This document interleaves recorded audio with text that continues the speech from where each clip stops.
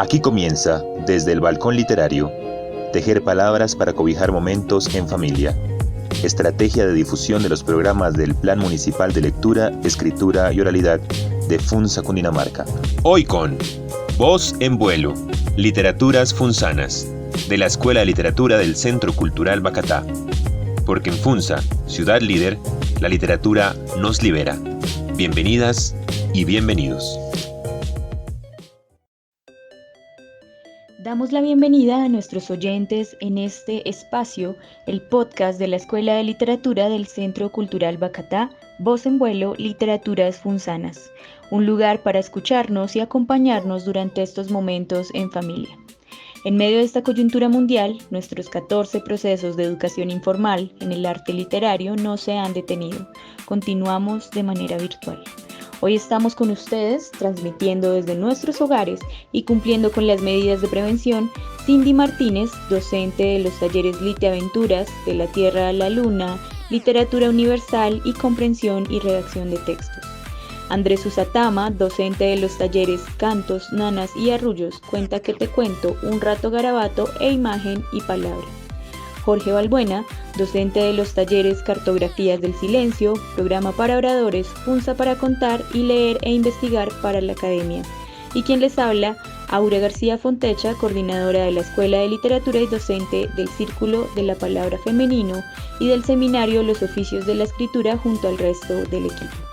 Saludamos a todos nuestros estudiantes de los 14 procesos de formación y a toda nuestra comunidad en Funza y municipios aledaños que sabemos nos están siguiendo y apoyando. Porque en Funza Ciudad Líder, la literatura nos libera. Hoy en Voz en Vuelo estaremos recordando la efeméride del 19 de septiembre de 1985 con respecto a la muerte del escritor y periodista italiano Italo Calvino.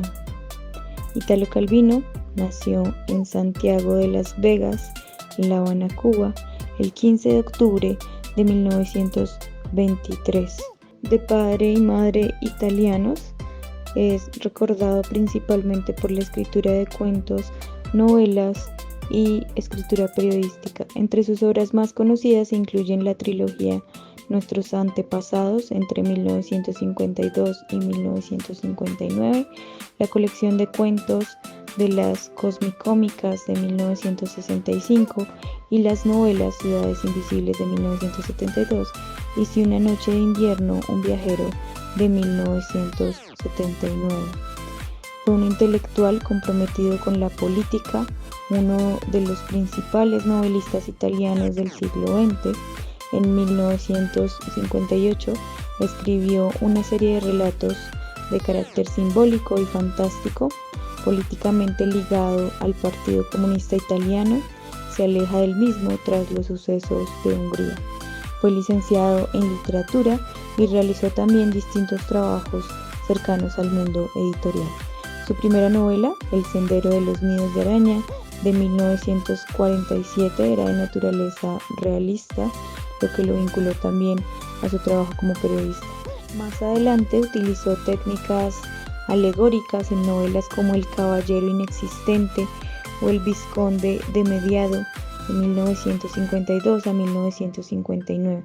Entre sus obras también destacan El varón rampante de 1957, La jornada de un escrutador de 1963, Tiempo cero de 1968, El castillo de los destinos cruzados de 1973 y Palomar de 1983, sin dejar atrás las famosas Cosmicómicas, Las ciudades invisibles y Si una noche de invierno, un viajero. El 19 de febrero de 1964 contrajo matrimonio en La Habana, Cuba, con la argentina Esther Judith Singer, conocida como Chichita. Se radicaron en Roma, donde un año después naciera su hija Giovanna. Italo Calvino falleció en Siena, Italia, el 19 de septiembre de 1985 y es por ello que hoy le recordamos en nuestro programa del día de hoy de Voz en Vuelo, Literaturas Funzanas.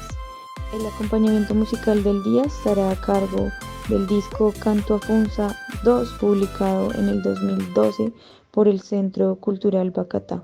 Escucharemos inicialmente un hip hop llamado Mi Bella Funza del grupo Desastre Callejero y posteriormente escucharemos la canción Muisca Capital interpretada por el grupo La Gente. Bienvenidas y bienvenidos hoy a este programa dedicado a Italo Calvino y a su obra Ciudades Invisibles. Un saludo para toda la comunidad del municipio de Funza. Mi nombre es Andrés Osatama, docente de la Escuela de Literatura del Centro Cultural Bacatá. El día de hoy con nuestro tema Las Ciudades Invisibles del autor Italo Calvino. Vamos a ver la relación que tienen con las narrativas de los niños. En este caso, la ciudad es un escenario en el cual los niños tienen muchos referentes y pueden sacar muchos motivos narrativos. Cruzar una calle para los adultos puede ser sencillamente un transitar de un punto a otro, pero por el contrario para los niños es toda una aventura, porque allí tienen relaciones con los animales que se encuentran en el lugar, si las edificaciones son antiguas o son nuevas, el tamaño de las edificaciones también tiene una implicación en su narrativa.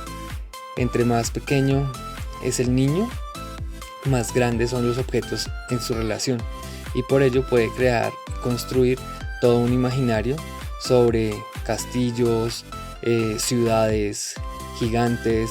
Puede también tener una relación con la forma de las edificaciones. Si son antiguas, le dará un poco más de miedo e incertidumbre saber qué está pasando por ese lugar.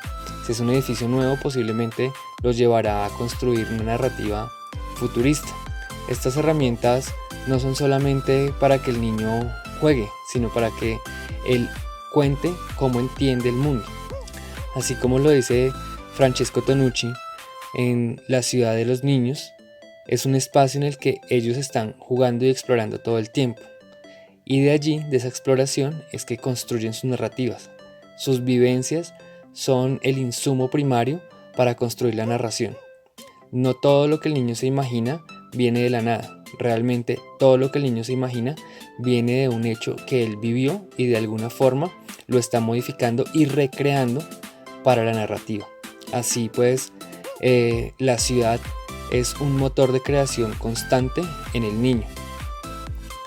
Hoy, aparte de ver cómo es ese ejercicio de la narración, vamos a traer a una de nuestras estudiantes del grupo Cantos, Nanas y Arrullos, Ana Fiorella Díaz, para que nos tararee un poco esos sonidos que ella ha escuchado y se reproducen generalmente en el ambiente de su ciudad, y su ciudad está determinada por los espacios de su casa. Ana Fiorella es una de nuestros estudiantes de 2 años de edad.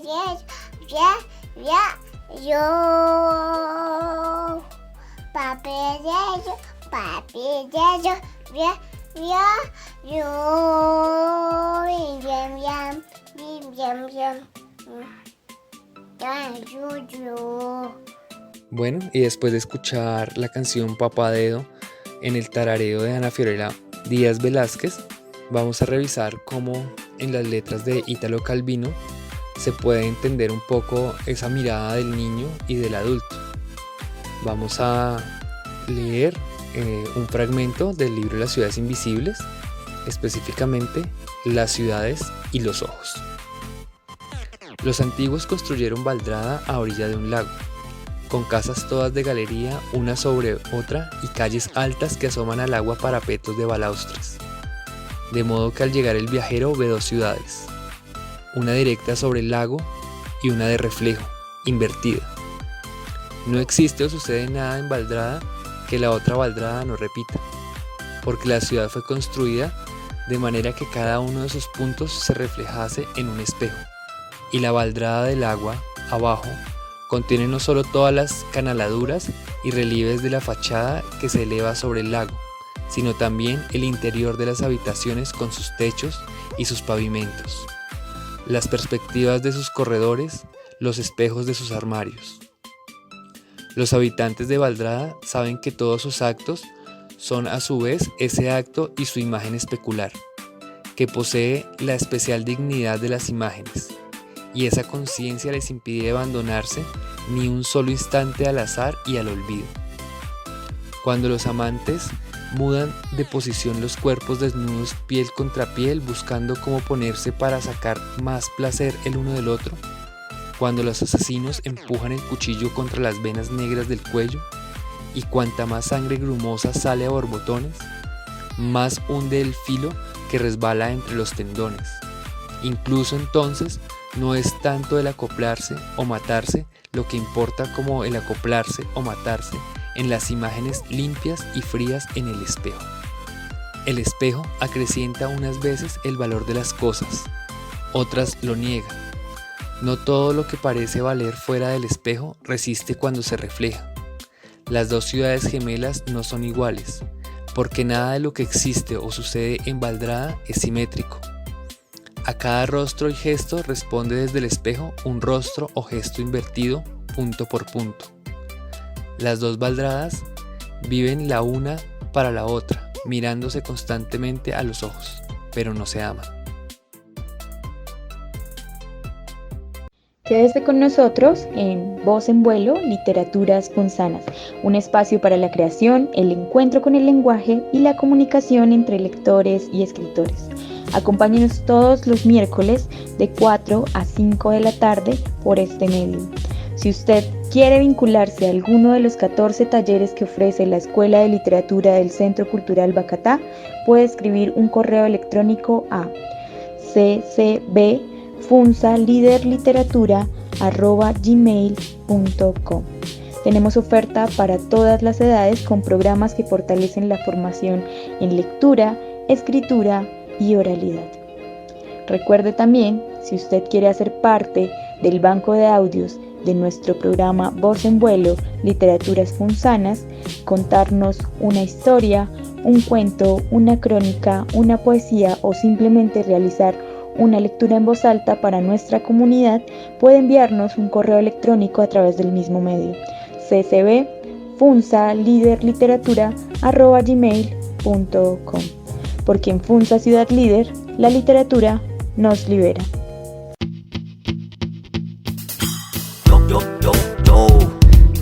Desastre callejero una vez más. Funsa,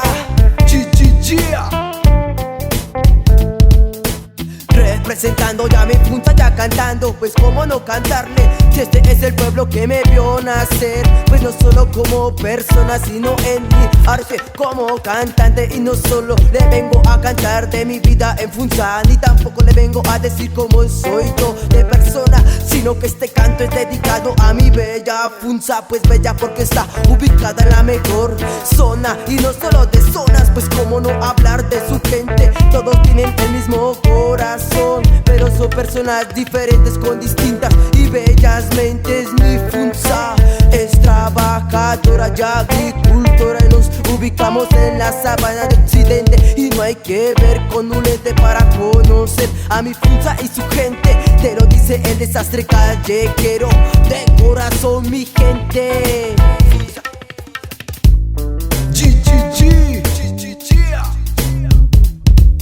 Desastre callejero una vez más. Y Funsa con sus lagos, como dos hermanos, cogidos de las manos, letras y corazón, como los bacanos, haciendo esta unión. Desastre callejero. Ha pasado el tiempo, mi barrio sigue creciendo, este municipio ya no es tan pequeño, y sus mujeres de todos los colores, de todos los sabores, son unas bellas flores, y las madres son las mejores. Ande por el lado y que mi canto no sea igual a barato, son solo dos colores, una bandera, la casa de la cultura, la primavera. Mi madre como buena funzana sigue siendo la primera, y en mi mente la más ligera. Bienvenidos a Funza, donde la gente no abusa. Bienvenidos a Funza, donde la gente se rebusca, se rebusca. Oh, na na na na na na na. Funza, yo te quiero demostrar lo que siento hoy por vos. Funza, yo te quiero demostrar lo que siento hoy por vos, por vos. Oh, oh, oh. Funza es mi hogar, escucha lo que vengo a cantar. Oh la la la la la, oh la la la la la. Desastre callejero con el John Rap Music. Oh la la la la, oh la la la la la. Es un sentimiento infinito que lo llevo en el pecho, en el corazón. Por eso te dedico esta canción, mi bella Funza. Ajá. Oh. Desastre callejero con el John Rap Music. Desastre callejero una vez más. Como dos hermanos,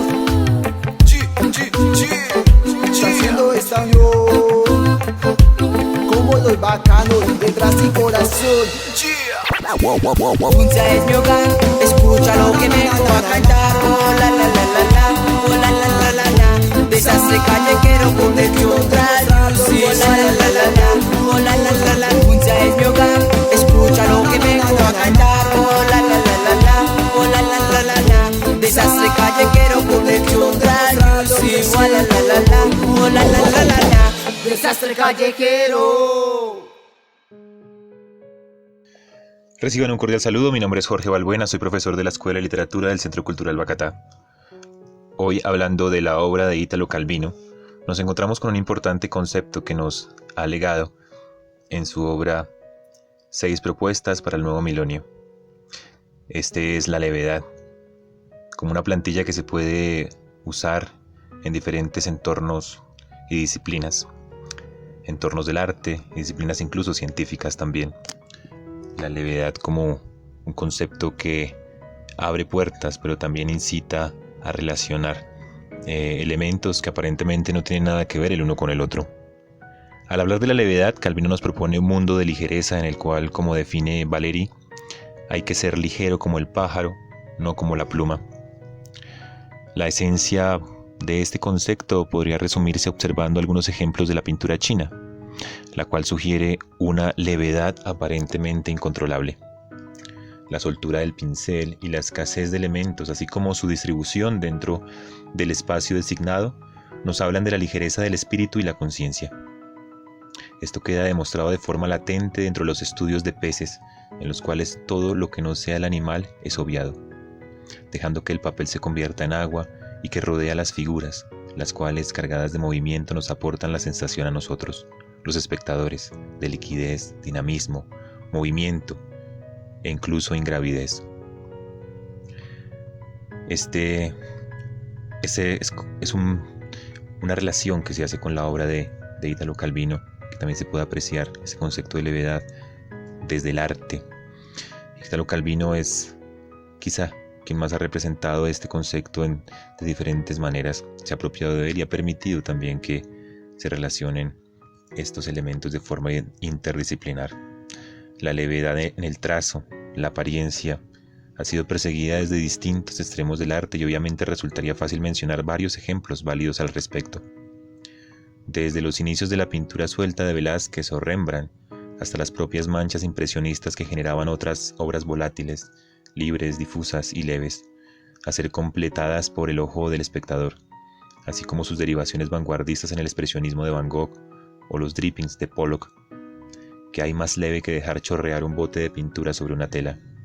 De todas formas, y un poco por capricho personal, mencionaré el trazo quebradizo y sistemático de Egon Schiele para acercarme de manera más contemporánea a la levedad detrás de un gesto artístico, también a su vez por sus composiciones degassianas, en busca de cortes y perspectivas diferentes, así como por el vacío que rodea a sus figuras dentro de la obra, como si se trataran de meros ejercicios rápidos tomados del natural.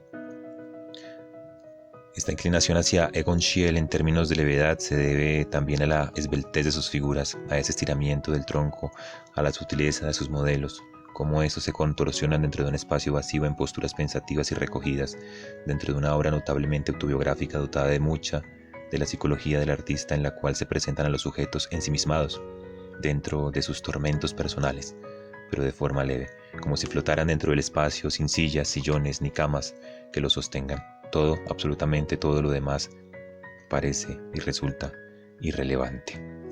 Así como se hace esta alusión a la pintura, nos encontramos muy cercana también esta condición de la levedad en la poesía, precisamente al encontrar ese misterio de las cosas en los objetos, en los hechos cotidianos. Como de una forma sutil se puede representar el universo en una imagen poética que puede considerarse esencialista, o también en otros términos lo han llamado poesía pura, en donde la poesía habla de sí misma por sí misma y no interviene allí la voz del autor o ideologías, sino que simplemente hay una levedad del instante que cobra vida y refulge en las palabras que está usando el escritor. Así como en la pintura se precisa también estas pinceladas dentro de la obra poética, donde los versos se contorsionan también y forman esa visión de mundo, en donde una pequeña pizca de un objeto, un pequeño elemento aparentemente simple, se convierte en una lupa por la cual se puede mirar el universo. Así el concepto de la levedad de Italo Calvino nos proporciona una mirada hacia nosotros mismos en este presente, en donde los pequeños detalles también fluctúan y aparecen en muchas circunstancias a pesar del vértigo cotidiano y del afán y la velocidad de estos tiempos. Continuamos con nuestras lecturas de cuarentena y en esta oportunidad la lectura será Las ciudades invisibles del gran escritor italiano Italo Calvino. En este libro nos cuenta la historia de los viajes de Marco Polo por encargo de Kublai Khan, el emperador de los tártaros. Al regreso de sus viajes, Marco Polo narra al emperador las visitas de las ciudades por las cuales ha pasado, con sus maravillas y con sus horrores, y se produce entonces el siguiente diálogo entre el viajero y el emperador. El Atlas del Gran Khan contiene también los mapas de las tierras prometidas, visitadas con el pensamiento pero todavía no descubiertas o fundadas. La Nueva Atlántida, Utopía, la Ciudad del Sol, Océana, Tamoé, Armonía, New Lanark y Caria. Pregunta Kublai Khan a Marco: tú que exploras a tu alrededor y ves los signos, ¿sabrás decirme hacia cuál de esos futuros más nos impulsan los vientos propicios? Para llegar a estos puertos no sabría trazar la ruta en la carta ni fijar la fecha de arribo. A veces me basta una vista en ese escorzo que se abre justo en medio de un paisaje incongruente, unas luces que afloran en la niebla, el diálogo de dos transeúntes que se encuentran en pleno trajín, para pensar que a partir de ahí intentaré juntar pedazo por pedazo la ciudad perfecta, hecha de fragmentos mezclados con el resto, de instantes separados por intervalos de señales que uno envía y no sabe quién las recibe. Si te digo que la ciudad a la cual tiende mi viaje es discontinua en el espacio y en el tiempo, a veces rala, a veces densa, no creas que haya que dejar de buscarla. Quizás mientras nosotros hablamos está asomando, esparcida dentro de los confines de tu imperio. Puedo rastrearla, pero de la manera que te he dicho. El gran Khan ya estaba hojeando en su atlas los mapas de las ciudades amenazadoras de las pesadillas y las maldiciones. Enoch, Babilonia, Yahoo, Batua, Brave New World. Dice: todo es inútil si el último fondeadero no puede sino ser la ciudad infernal. ¿Y dónde, allí en el fondo, en una espiral cada vez más cerrada, nos sorbe la corriente? Y Polo contesta: el infierno de los vivos no es algo por venir.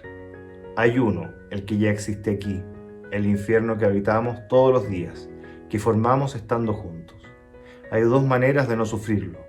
La primera es fácil para muchos: aceptar el infierno y volverse parte de él hasta el punto de dejar de verlo. La segunda es riesgosa y exige atención y aprendizaje continuos. Buscar y saber quién y qué en medio del infierno no es infierno, y hacer que dure y dejarle espacio. Esa es la gran enseñanza que le trae Marco Polo a Kublai Khan después de sus viajes, que en el fondo, en el medio del infierno que somos todos nosotros, hay dos posibilidades solamente.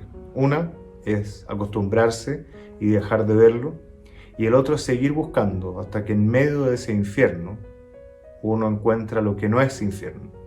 Y en ese momento, entonces, uno tiene que descubierto, cuidarlo y hacer que dure.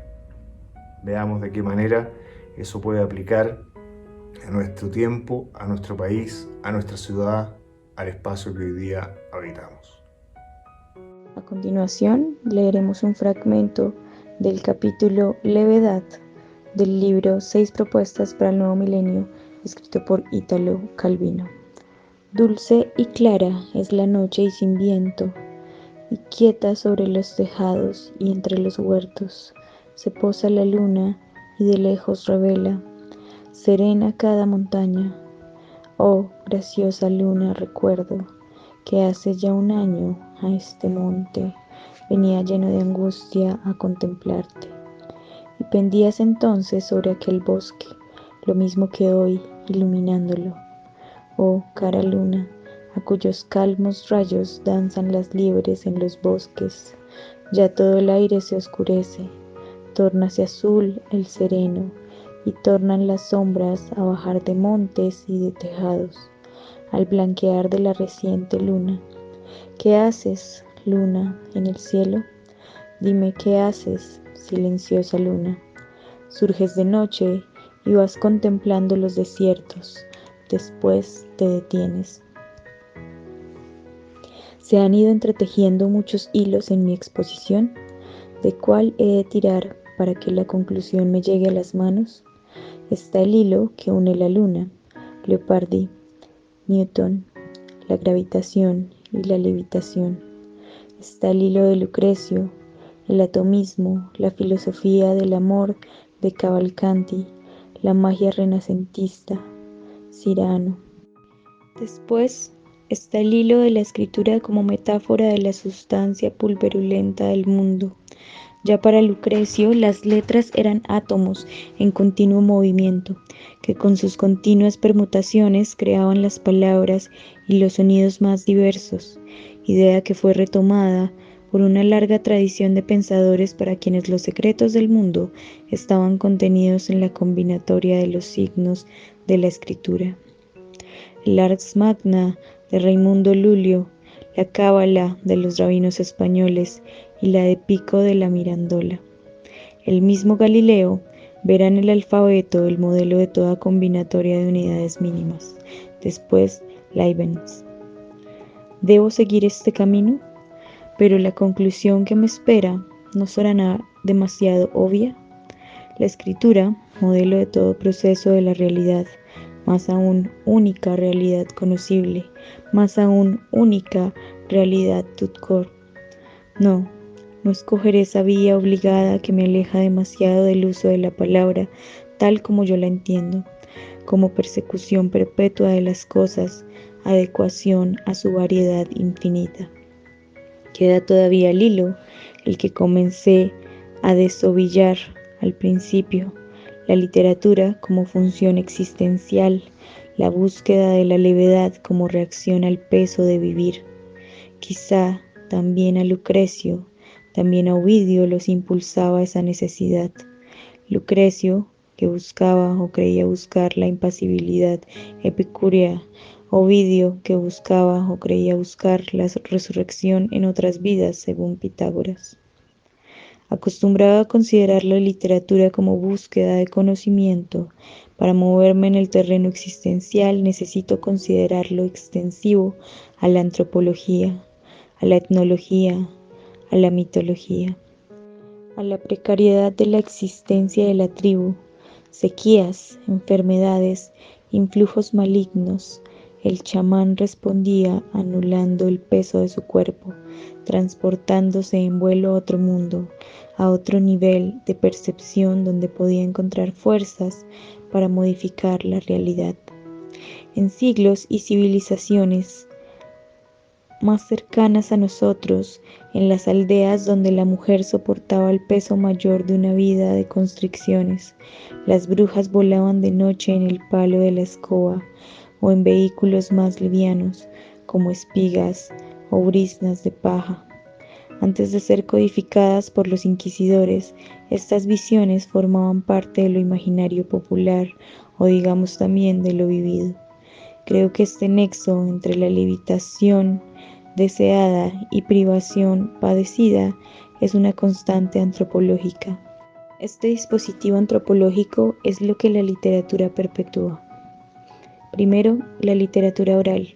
En los cuentos populares, el vuelo a otro mundo es una situación que se repite muy a menudo. Entre las funciones catalogadas por Prupp en Morfología del cuento, ese es uno de los modos de traslado del héroe, así definido.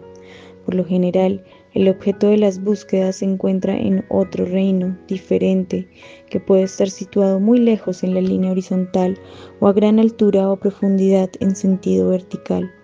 Prupp enumera a continuación varios ejemplos del tema.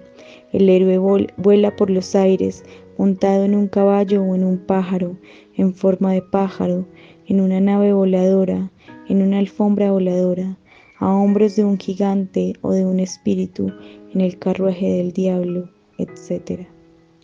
No me parece forzado conectar esta función chamánica o de hechicería documentada por la etnología y el folclore con lo imaginario literario. Por el contrario, creo que la racionalidad más profunda, implícita en toda labor literaria, debe buscarse en las necesidades antropológicas a las que aquella corresponde. Quédese con nosotros en Voz en Vuelo, Literaturas Punzanas, un espacio para la creación, el encuentro con el lenguaje y la comunicación entre lectores y escritores. Acompáñenos todos los miércoles de 4 a 5 de la tarde por este medio. Si usted quiere vincularse a alguno de los 14 talleres que ofrece la Escuela de Literatura del Centro Cultural Bacatá, puede escribir un correo electrónico a ccbfunsaliderliteratura@gmail.com. Tenemos oferta para todas las edades con programas que fortalecen la formación en lectura, escritura y oralidad. Recuerde también, si usted quiere hacer parte del banco de audios de nuestro programa Voz en Vuelo, Literaturas Punzanas, contarnos una historia, un cuento, una crónica, una poesía o simplemente realizar una lectura en voz alta para nuestra comunidad, puede enviarnos un correo electrónico a través del mismo medio, ccbfunsaliderliteratura@gmail.com, porque en Funsa Ciudad Líder, la literatura nos libera.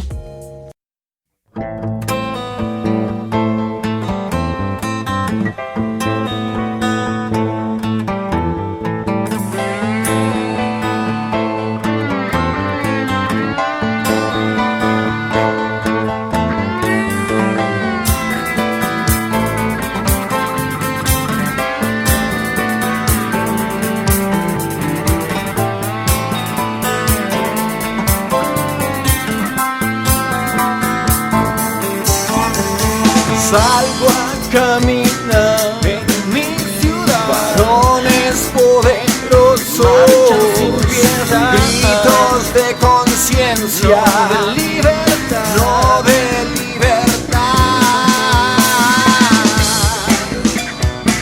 no de libertad, de conciencia, de libertad, no.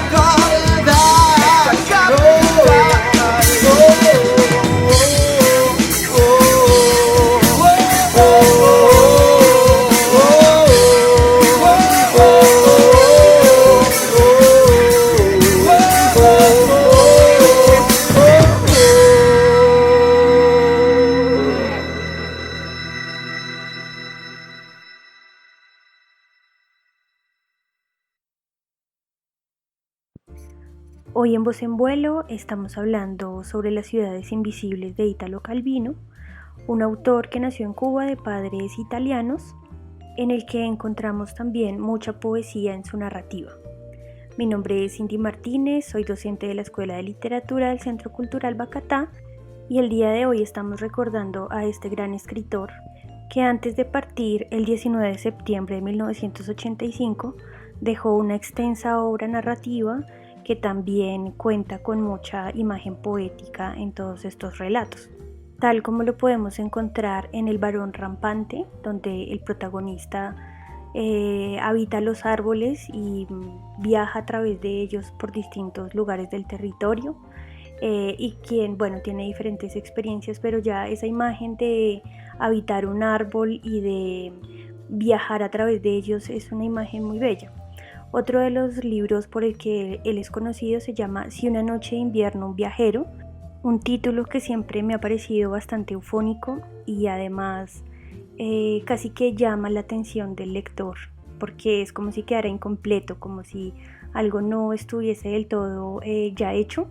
Entonces eso es muy interesante desde el título, porque vamos a darnos cuenta que en el libro también sucede esa incompletud, por decirlo de alguna manera.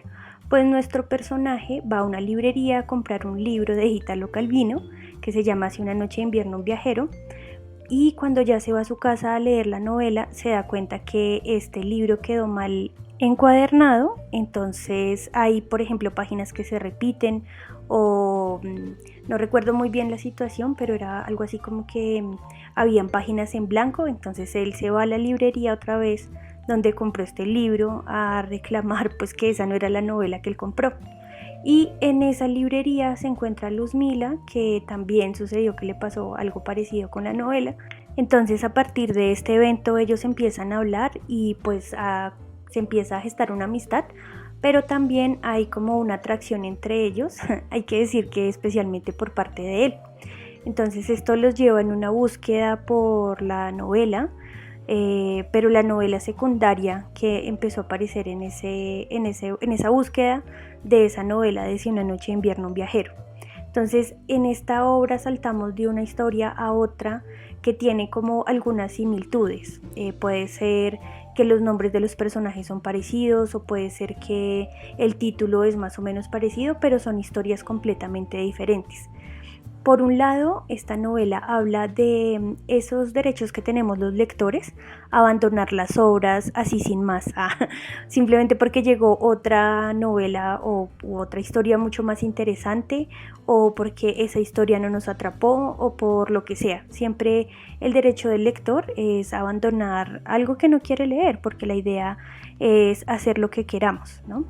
Y por otra parte también es toda esa búsqueda que implica la lectura activa, como que cuando hay una historia que nos interesa, esa historia nos persigue y nosotros perseguimos esa historia, que es lo que hacen nuestros personajes. Esta es una historia fresca, es divertida, se trata de saltar de una historia a otra, buscando y encontrando nuevas historias. Por otra parte, hay que mencionar en la narrativa de Italo Calvino las 6 propuestas para el nuevo milenio, pues en ellas encontramos diferentes recomendaciones para todos aquellos que queremos escribir. Estas 6 propuestas fueron escritas para una conferencia que iba a dar Italo Calvino en la Universidad de Harvard, pero por desgracia él no alcanzó ni a dar la conferencia ni a terminar todo el tratado de las 6 propuestas. Dentro de esas 6 propuestas encontramos levedad, rapidez, exactitud, visibilidad, multiplicidad, y la última que él no alcanzó a escribir fue consistencia. De la consistencia solo tenemos algunos apuntes, pero de las otras 5 propuestas sí están todas completas. Estas propuestas son valiosas tanto para los que queremos escribir y también para la cultura misma, porque como dijo Italo Calvino en algún momento de estas propuestas, hay cosas que solo la literatura sabe cómo darnos. Escuchemos ahora a nuestra invitada especial, Lilian Silva. Mi nombre es Lilian Silva. Soy promotora de lectura, escritura, bibliotecaria, amante del cine, por supuesto amante de los libros. Hoy quiero saludar a la comunidad de Funza, Cundinamarca, en especial a los estudiantes de la Escuela de Literatura del Centro Cultural Bacatá y a sus profesores Aura García, Andrés Usatama, Jorge Balbuena y Cindy Martínez. Quiero contarles una experiencia con un libro que me impactó hace ya algunos años atrás. Cuando trabajé en una biblioteca comunitaria, tuve un encuentro maravilloso con un libro que iluminaba una parte de los anaqueles. Un libro de color amarillo, pasta dura, de Editorial Bruguera. El Barón Rampante es un libro del escritor Ítalo Calvino, quien nació en Santiago de las Vegas, provincia de La Habana, en Cuba, en 1923. Un autor fascinante, periodista y, por supuesto, un escritor que, gracias a una educación sensible de la vida, nos transmite a través de sus páginas no solo la fantasía del neorrealismo a la cual se dice que pertenece, sino también lo humano. Lo que podemos encontrar a través de sus páginas no son solo historias relatadas desde la imaginación, sino una realidad profunda, sensible, antiguerra, antiautoridad. Me cautivó porque enmarca desde lo podría llamarse pseudofantasioso los problemas del ser humano. El personaje principal del libro ha decidido abandonar los pies en la tierra, podría decirse, lo ciudadano, lo citadino, para ejercer su propio ser a los 12 años. Y es cuando uno se pregunta, ¿cómo uno puede vivir en un árbol desde los 12 años? Ahí está la magia de este libro. Dos hermanos, Biagio y Cosimo, que pertenecen a una familia aristocrática, burguesa, pero que ha venido en decadencia a raíz de múltiples problemas, no solamente familiares, sino de contexto, y que se da la tarea de analizar su vida desde allí. Aparecerá el amor desde Viola, una mujer niña, que termina tejiendo la vida amorosa de Cosimo. Es una novela preciosa que se enmarca, digámoslo así, dentro de una trilogía que no es cronológica, sino que está ligada a este profundo resarcir del pasado y de la vida misma que tiene nuestro autor. Está enmarcada dentro de las novelas El Visconte de Mediado de 1952 y El Caballero Inexistente de 1959. Es una historia humanista, fantasiosa, por supuesto, pero que creo que cada uno como lector puede ir indagándola y puede hallar allí quizás reflexiones profundas sobre lo que somos como individuos, pero lo que hacemos a través de ser seres sociales. Quiero dejarlos con una frase del Barón Rampante, una frase que me gusta y que se quedó dentro de mí. Si levantas un muro, piensa en lo que queda afuera. Hola, soy Cecilia Fajardo de Ramírez, estudiante de Literatura Universal. Les voy a leer un fragmento del libro El Barón Rampante de Ítalo Calvino. Espero que les guste como a mí. Cosimo estaba en un nogal una tarde y leía. Le había entrado hacía poco la nostalgia de algún libro. Estar todo el día con el fusil apuntando, esperando que llegue un pinzón, a la larga aburre. Así pues leía el Gil Blas de Lesage, sosteniendo con una mano el libro y con la otra el fusil. Óptimo Máximo, al que no le gustaba que su amo leyese, daba vueltas alrededor buscando pretextos para distraerlo, ladrando por ejemplo a una mariposa para ver si conseguía hacerse apuntar el fusil. Y de pronto, bajando de la montaña por el sendero, venía corriendo y jadeando un hombre barbudo y mal vestido, desarmado, y detrás llevaba a 2 esbirros con los sables desenvainados que gritaban: «¡Detenedlo! Es Jean de Brugge. Lo hemos cogido al fin». Ahora el bandido se había distanciado un poco de los esbirros, pero si continuaba moviéndose torpemente como quien tiene miedo de equivocarse de camino o caer en alguna trampa, los tendría pronto pisándole los talones.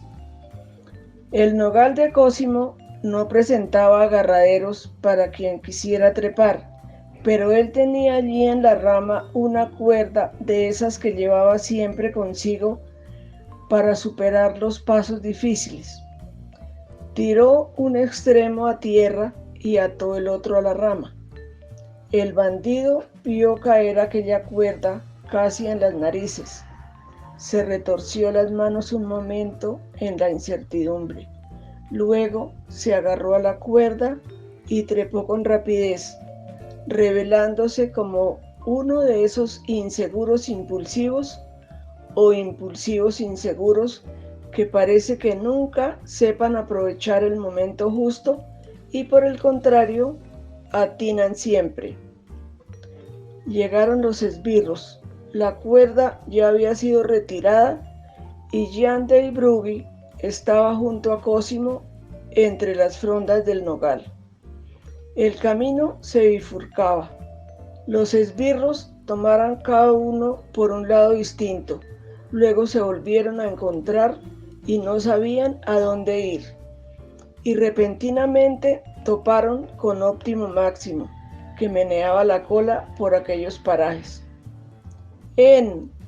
Dijo uno de los esbirros al otro, ¿no es este el perro del hijo del varón, el que vive en los árboles? Si el muchacho está por aquí cerca, podrá decirnos algo. Estoy aquí arriba, gritó Cosimo, pero no gritó desde el nogal donde estaba antes y en donde estaba escondido el bandido. Se había desplazado rápidamente a un castaño de enfrente, de modo que los esbirros levantaron enseguida la cabeza en aquella dirección, sin ponerse a mirar a los árboles de entorno. «Buenos días, señoría», dijeron. «¿Por casualidad no habréis visto correr al bandido Jean de Brugge?» «¿Quién era? No lo sé», respondió Cosimo. «Pero si buscáis a un hombrecito que corría, ha tomado por ahí, hacia el torrente». Así hemos llegado al final de nuestro podcast del día de hoy, Voz en Vuelo, Literaturas Funzanas. Estuvieron con ustedes nuestros docentes Cindy Martínez, Andrés Usatama, Jorge Balbuena y quien les habla, Aura García Fontecha. En el podcast de la Escuela de Literatura del Centro Cultural Bacatá. Espérenos por este medio todos los miércoles a las 4 de la tarde, promoviendo las medidas de prevención y autocuidado desde nuestros hogares. Porque en Funza Ciudad Líder, la literatura nos libera. Hasta pronto. Aquí termina, desde el balcón literario, tejer palabras para cobijar momentos en familia. Estrategia de difusión de los programas del Plan Municipal de Lectura, Escritura y Oralidad de Funza, Cundinamarca. Hoy con Voz en Vuelo, Literaturas Funzanas, de la Escuela de Literatura del Centro Cultural Bacatá. Porque en Funza, Ciudad Líder, la literatura nos libera. Hasta pronto.